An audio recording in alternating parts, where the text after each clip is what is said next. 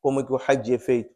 Uma primeira fase, você chega em Meca, primeiro faz intenção do Hajj, entras no Ihram, vais para Meca.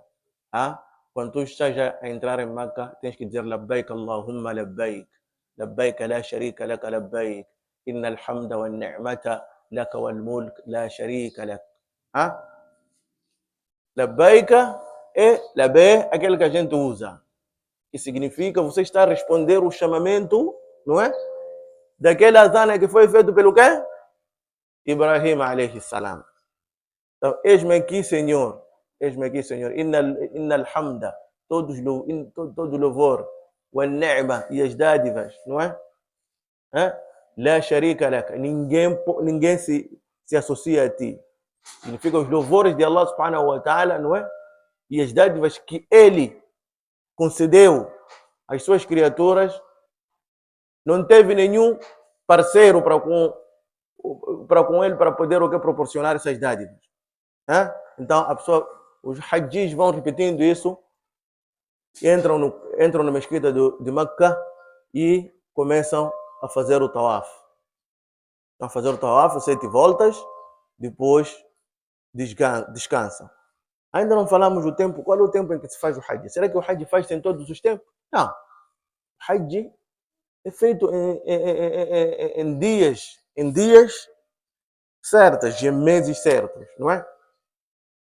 O hajj está num dos meses sagrados, que é o Dhul Hijjah. Dhul Hijjah é o próximo mês. Assim que se visualizar a lua, já estamos no mês de Dhul Hijjah. Então, o hajj decorre a partir do dia 8. Começa dia 8 de Dhul Hijjah. Mas quando você chega em Meca, não é? Chegou em Meca, a primeira coisa que você faz, chegou no mês de Shawwal, ou chegou, porque a pessoa pode adiantar. Como eu disse, o Hajj acontece nesses meses. Está lá no mês de Shawwal, Dhul Qa'da, Dhul Hijjah, não é?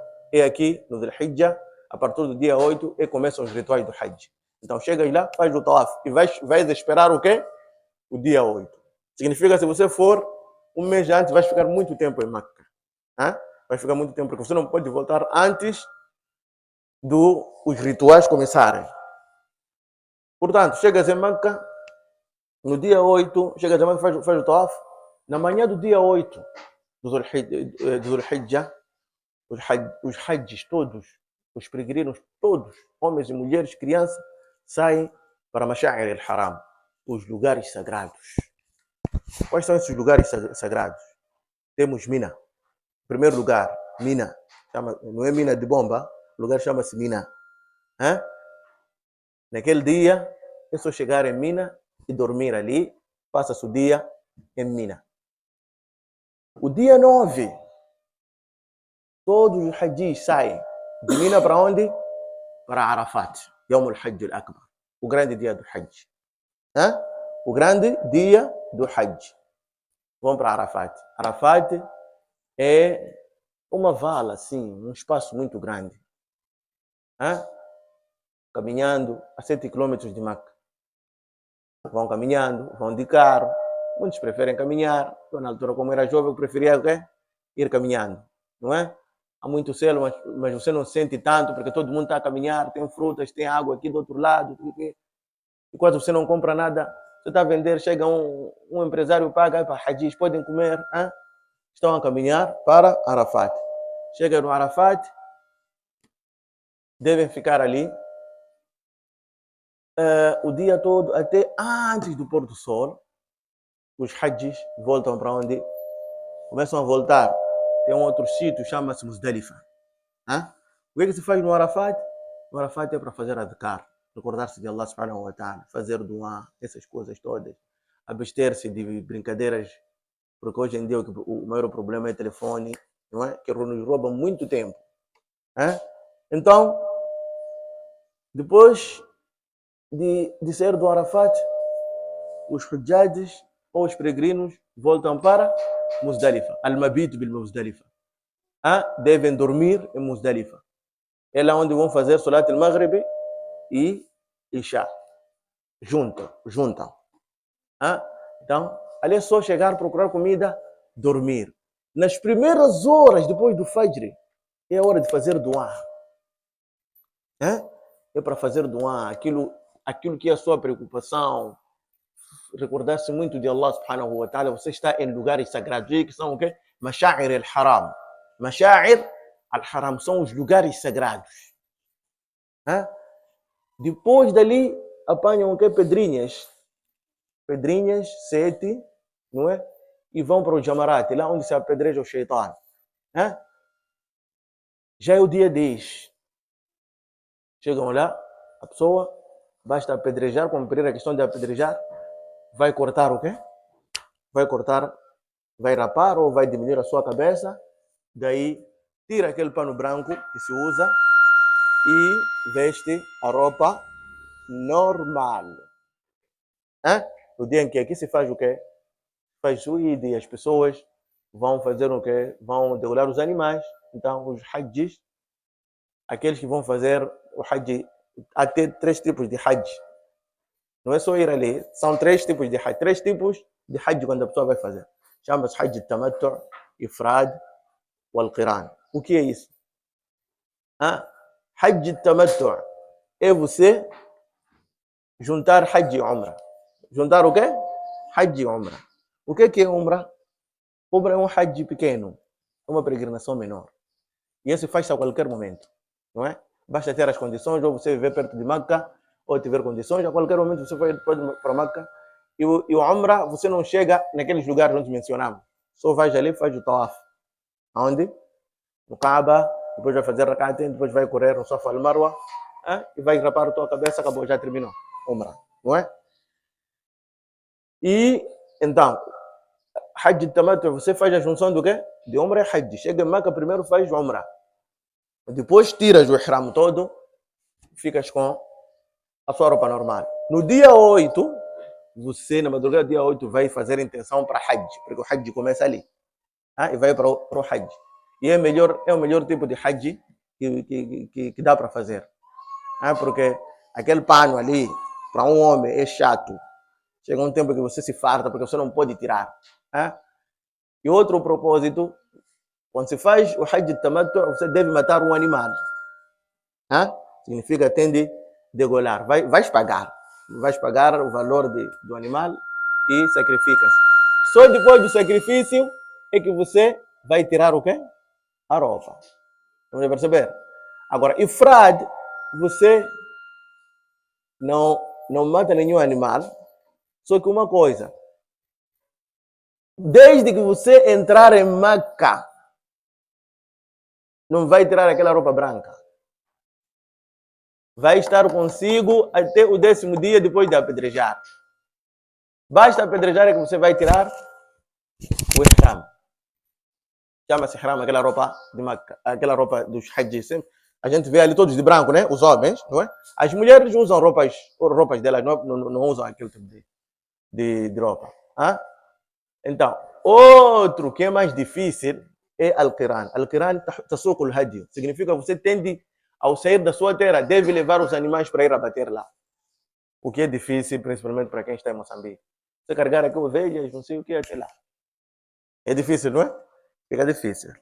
Portanto, esse tipo de hajj, se amanhã alguém for fazer hajj, deve saber que deve procurar aos ânimos para poder ser explicado o que ele vai fazer. Estamos a contar esses lugares todos para poderem perceber como é que o hajj é feito, não é? Depois do 10º dia, os hajjis só ficam em Mina e vão apedrejar, não é? 11º, 12º. ومن استعجل في يومين فلا إثم عليه. Se você apedreja, aliás, apedreja no último dia, no 12º dia do Dhul Hijjah, e antes do pôr do sol, e você consegue ser do Meca antes, aliás, do Mina antes do pôr do sol, já pode ir para casa. Mas se você permanecer em Mina até o sol se pôr, tem a obrigação de dormir em Mina, não é? Para sair no 13º dia, apedreja e sai. Então, até aqui você já volta para Meca e faz Tawaf al-Wida. Tawaf al-Wida significa Tawaf de despedida. Vai despedir a Kaaba e pega avião, carro para o aeroporto, vai para casa. Já terminou o Hajj. الحج أشهر معلومات فمن فرض فيهن الحج فلا رفث ولا فسوق ولا جدال في الحج. E as orientações enquanto você estiver no Hajj é quase aquelas quando nos dão, aquelas que os masheikhs falam quando a gente está de jejum. ولا رفث ولا فسوق, não é? A rafatha significa o quê? Manter relações íntimas enquanto você estiver no Hajj. Não pode manter, não é? Enquanto você estiver de ihram, neste caso, não pode manter relações. A rafath significa manter relações com a tua esposa, não pode. E olha a fusuca, e também não pode falar palavrões, insultos, andar a fofocar aí, manas. E também há manos que gostam de fofocar, não é só hoje em dia as mulheres que fofocam. Significa, quando estamos no Ibada, essas coisas que tiram o quê? Que tiram valor, são proibidas. Então, al-Hajj ashhurun ma'lumat, faman farada fihinna al-Hajj fala rafath, não pode manter relações íntimas, wala fusuqa, não pode insultar, nem ofender, nem fofocar. Tudo aquilo que é ofensivo. A pessoa deve estar ligado aos duas, recordar-se de Allah subhanahu wa ta'ala, fazer aquelas práticas boas, dar o sadaqat, essas coisas, não é?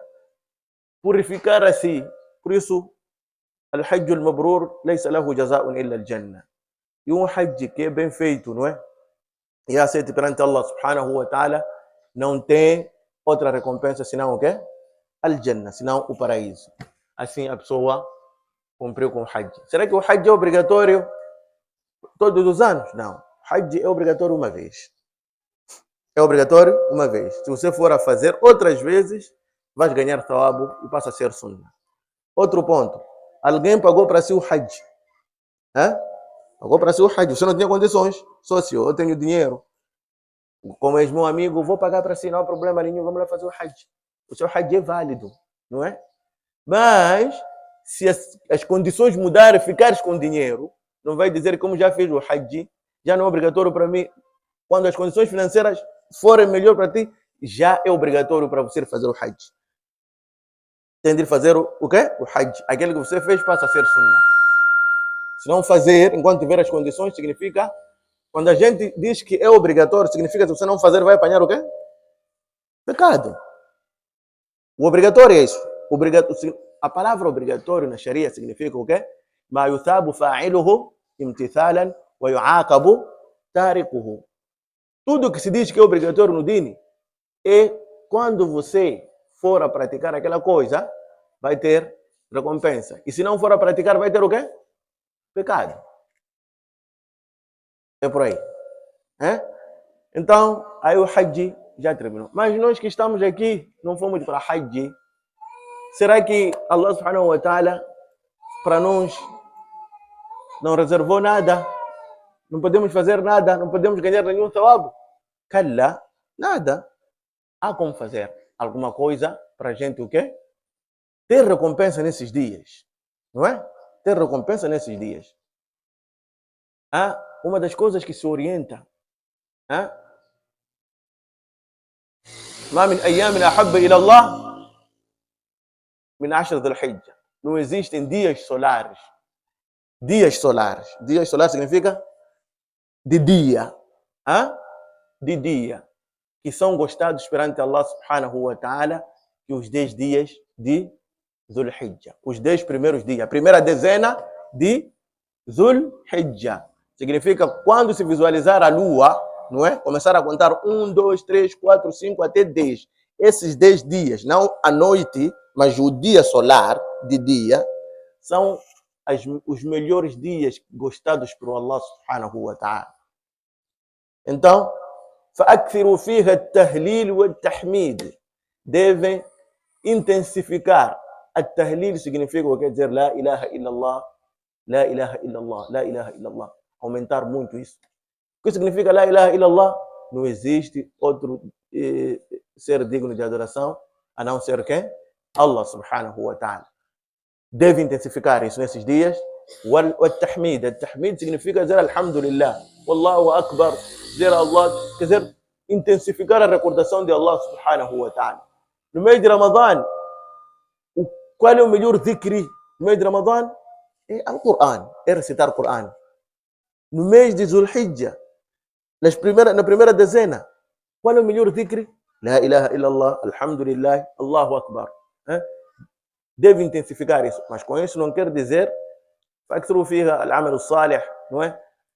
Deve aumentar não só a questão de dhikri, mas também a questão de o quê? De praticar as boas ações. Tudo que é boa ação. Tudo que é boa ação pode-se praticar. E uma das ações é jejuar, não é? O profeta não disse para as pessoas jejuarem de forma específica, devem jejuar os 10 dias do quê?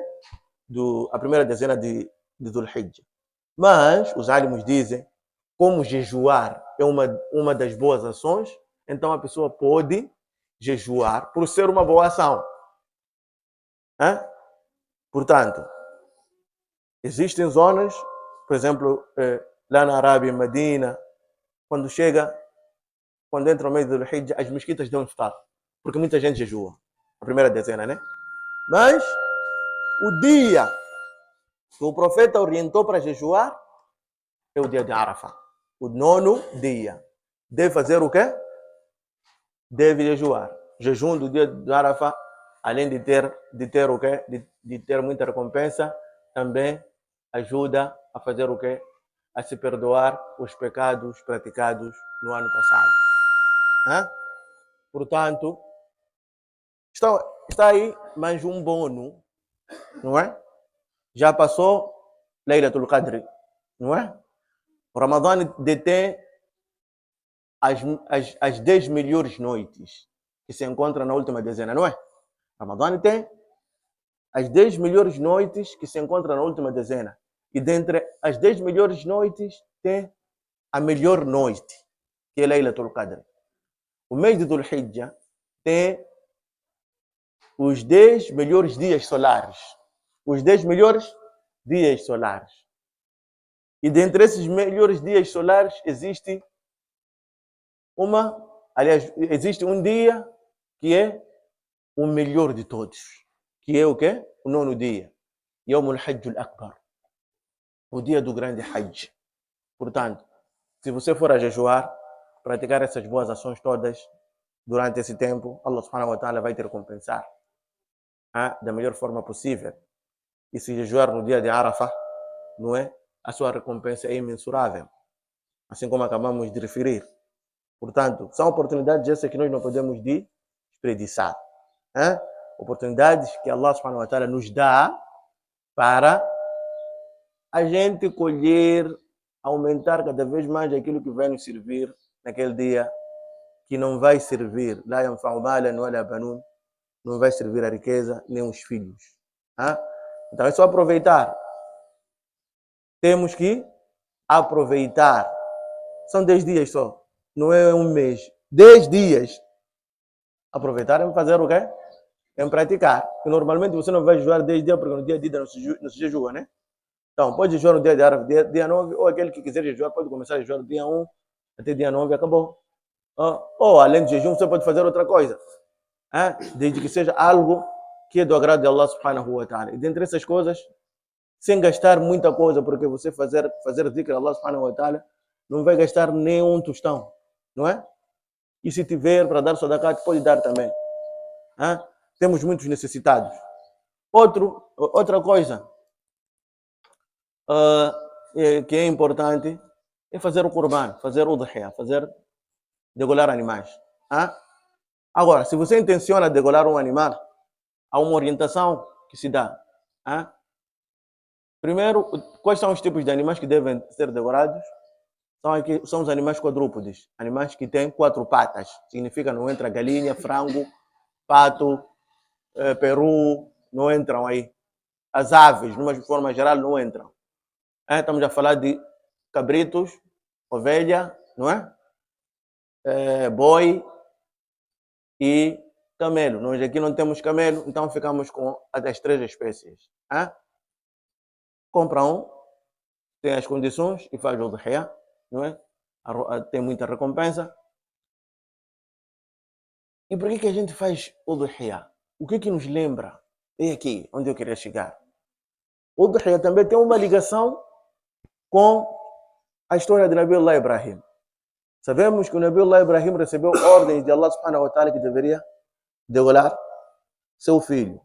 قال يا بني إني أرى في المنام أني أذبحك فانظر ماذا ترى. Disse para o seu filho, não é? Para nós os muçulmanos, é Ismael alayhi salam, os judeus, os cristãos dizem Isaac, não é? Porém que na altura que essa ordem veio, Ibrahim tinha apenas um e único filho. Não tinha dois, tinha um. E então, Ibrahim foi falar para o filho, de que, pá, estou recebendo ordens através de sonho. E o sonho dos profetas, eles não sonhavam coisas assim como a gente é perturbada, não. Os profetas não sonhavam coisas de Shaitan. Aliás, o Shaitan não conseguia penetrar nas cabeças dele para perturbar. Tinham proteção de Allah subhanahu wa ta'ala. Então, todo o sonho de um profeta era verdade. Então, ele recebia uma ordem e deveria degolar seu filho. Foi falar para o filho, tenho sonhado de que tenho que fazer isso aqui, o que você acha? قال يا أبت افعل ما تؤمر ستجدني إن شاء الله من الصابرين. O filho disse, meu pai, faça aquilo que Allah está a te ordenar. Vais me encontrar dentre aqueles que são pacientes. Então ele tirou e levou para aquela zona ali. Onde estamos a falar, Bina, não é? Tem lugar que chama-se Jamarat, os lugares onde o Shaitan começou a tentar o Ibrahim, assim como seu filho, para que não fizesse aquilo porque era um sonho, não era nada, não era ordem de Allah subhanahu wa ta'ala. Então eles apedrejaram. Então aquele apedrejamento é reaviver aquilo que Ibrahim alayhi salam fez. Estamos a perceber? Sim. Então, Ibrahim queria mesmo sacrificar. Tinha decidido em cumprir com a ordem de Allah subhanahu wa ta'ala. Então Allah subhanahu wa ta'ala travou a ele no momento em que ele já havia estendido seu filho para cumprir. Não é? E apareceu o Jibril com Kabsh é o que? É um carneiro, ovelha, né? É isso que é para Allah subhanahu wa ta'ala apenas estava a te testar.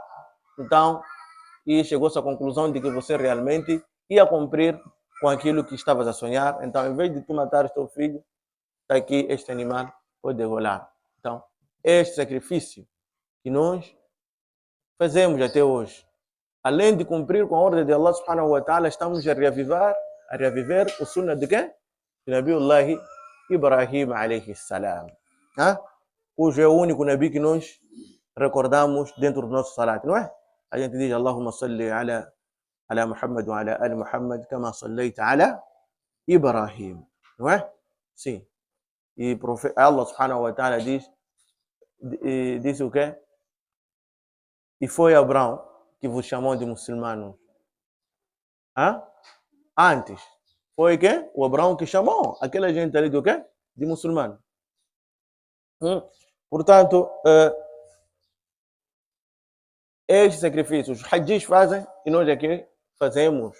Agora, qual é a orientação que se dá para aquele que intenciona ter as condições de fazer o Qurban? Primeiro, aquele que intenciona fazer o Qurban, se não pode, quando se visualizar a lua, não pode cortar unha, não pode cortar cabelo, não pode tirar nada, não pode fazer manicure e pedicure, manas. Vocês entendem esses termos? Não pode fazer manicure e pedicure. Essas coisas não pode fazer aquele que intenciona fazer o Qurban. Significa, se você tem um animal para bater, quer cortar cabelo, quer cortar unha, faz isso antes de o quê? De se visualizar a lua. Daí, você vai continuar assim os 9 dias até o 10º dia depois do Salat, depois de abateres, aí sim é que vais fazer o quê? Vais cortar, vais fazer a sua barba, vais cortar o seu cabelo, vais cortar as suas unhas. Então, são essas orientações que o nosso Nabi Muhammad sallallahu deu, não é? E ao matar o animal, você divide em 3 partes. Uma parte para a sua família, outra parte para pessoas próximas, amigos e tal, e a terceira parte dá-se a quem? Aos necessitados. É permissível juntar o Udhiya? quiser contribuir, a falta de dinheiro hoje em dia, se é permissível, somente para o boi. Significa que não se pode juntar, se contribuir para comprar um cabrito, nem uma ovelha, mas sim um boi. E o número de contribuintes que querem matar um boi, o limite é 7. Não é? Podem tirar 2, 3, não sei o que, 4, 5, segundo as vossas condições, que vão comprar. Só que não pode exceder 7 pessoas. Então, basicamente, é o quê? É isso que nós trazíamos, no que concerne ao tema do Hajj. Sendo uma palestra, não sendo um khutbah, creio eu que pode existir alguma dúvida, não é? Acerca do tema. Seria muito bom, não é? Se fosse acerca do tema, não é? Umas 2, 3, 4 perguntas. Depois daí, encerramos com o nosso programa. Naam. Alaikum salam wa rahmatullahi.